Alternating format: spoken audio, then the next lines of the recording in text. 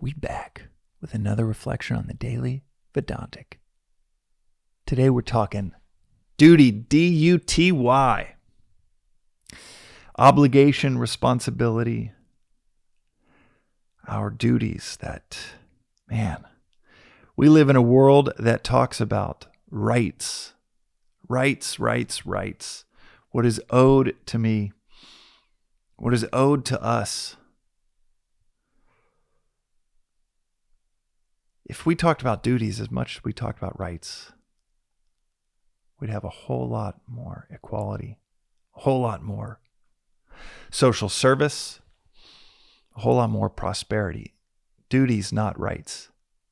Swami will talk about this at the ashram in different lectures, talking about how obsessing about rights is a selfish pursuit. But thinking about, focusing on duties is a selfless pursuit. This is a huge topic within this philosophy, within the reflection of this philosophy, because it is inevitable. You take in a few episodes like these, you read Vedanta treatise, you listen to a few lectures on the app, which I include the link down in the show notes to the app for the ashram. Whenever I talk about the app from the ashram, by the way, there is no personal benefit. I'm just recognizing that at a certain point, people will graduate beyond these little snacks, these bite-sized episodes, and dive into the lectures built in a systematic, structured way to walk you through this entire philosophy. It's so crazy cool that you could do that from the device in your pocket, from the comfort of your couch, and you can do that with the ashram's app called Vedanta World. But when Swami will talk about the difference between rights and duties, the natural question comes up, well, what are my duties? And it's easy to get tripped up in this general area code because we're walking around like Frankensteins with 27 different obligations that we think we need to perform. Well, we need to help with this project I said I would help with. We need to do this for our community, need to do this for my coworkers, need to do this for my kids, need to do this for my parents. And this philosophy is really clear when it says your only duty is to discover who you truly are. In that discovery of who you truly are, there is the absolute discovery. Tattvamasi, that thou art that which is, discovering that which is. Yes, that is all caps, the discovery. But just beneath that, there is the relative self-discovery of what you're wired for. Self-discovery of rhythm and flow within your life. Self-discovery of when to study and reflect, when to act. That self-discovery leads to a handful of duties. Duty to yourself, study and reflect. That's a pretty good one for yourself. Purify yourself continually. Eliminate desire through knowledge. These are duties within ourselves. Then the duty to act in accordance with our nature, svadharma, which is Sanskrit for our nature, in accordance with our svadharma towards the higher. So what would that duty look like? What would that self-discovery look like towards that obligation to our community? It might look like recognizing, you know what, I'm not supposed to be an investment banker. I'm actually wired for being a teacher. I don't know how I'd make a living doing that, but at least compared to investment banking, but that's what I'm going to go do. That surrender into what you're wired for has its own trip-ups to where you could say, you know what, I'm wired for being a musician. And then you start thinking, I wonder what it would be like for 20,000 people to chant my name. That is svadharma, but not to the higher. That is svadharma, surrendered into for selfish reasons. And in the next reflection, I'm going to spend a whole episode on this concept that comes up again and again and again when it comes to duty, obligation, and action within this philosophy, which is it's not what you do, it's what you do it for that matters. So you surrender into what you're wired for, your svadharma, and then the next phase of that, the next chapter of that self-discovery is, okay, how can I be useful to my community with this svadharma? As Emerson said, the purpose of life is not to be happy, it's to be useful. The purpose of life is not to be happy, it is to be useful. And paradoxically, by becoming useful, you become quite happy.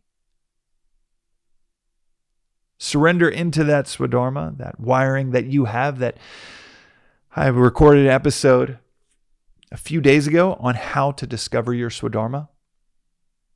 One of the great ways, the easiest way of doing that is reflecting pen and paper for 10 to 15 minutes on what is it that you would do if the only reward is that you got to do more of it. What is the thing that you would do where the only reward, let me say this a third time, what is the thing that you would do where the only reward is you got to do more of it? That is how you discover your svadharma. And then you surrender that capability to being useful to those around you. And it is a continual reminder not to get tripped up, not to get attached to how you can use that svadharma for yourself. If you are wired to be a warrior, as is the case for Arjuna in the Bhagavad Gita, his trip up isn't just his confusion around what he's wired for, because he forgets that he's wired to be a warrior, a righteous warrior, and he's been given a righteous war. But he forgets that his duty is to not just live into, surrender into his svadharma, but if he abandons his duty, everyone he knows will die. It's bad enough to be in a civil war where you know people on the other side that might get killed, but to be in a civil war where you are the most famous warrior prince, deciding to abandon your duty, piecing out, and then everybody, your entire family, dies because of that relinquishing of your duty. It's not too dissimilar to what this philosophy says happens to our community when we abandon our duties, when we shy away from the battle in front of us. When we abandon that battle in front of us, our entire communities, our family, our friends, everybody that could be positively impacted,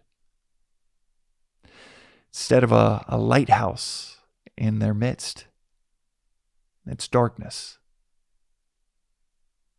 You abandoning what you're wired for and its usefulness to your community is leaving your community in the dark with whatever skill or capability you uniquely have. Rights do not make us happy. You can have all of the rights under the sun and be quite empty inside.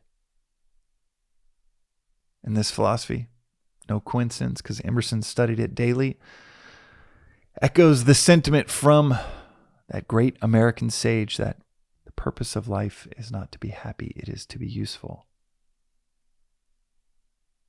And when we surrender into our duty, what we're wired for, and using it for the higher, for those around us, when we surrender into being useful, it is the optimal way to be infinitely happy. It sounds paradoxical and as if it requires a hell of a leap of faith, but just pursue the alternative. Make every decision around what makes you happy. And see the energy that it creates or dissipates within you versus surrender into service and usefulness just in the next hour, or on something that you uniquely could offer to your community, and see what energy gets provided, gets generated within you. Duties over rights, self-discovery over self-indulgence, and pursuing what is useful instead of what just makes us happy. These are themes that come up again and again in every major tradition, in every major philosophical set of principles throughout human history. Maybe there is some truth to them. And what is so beautiful about Vedanta, which is often called the practical philosophy, so you can practice this in the next 5 minutes, doing something that you uniquely can offer to those around you, and see if happiness is actually a byproduct of service and not a destination itself. We'll see you next time on the Daily Vedantic.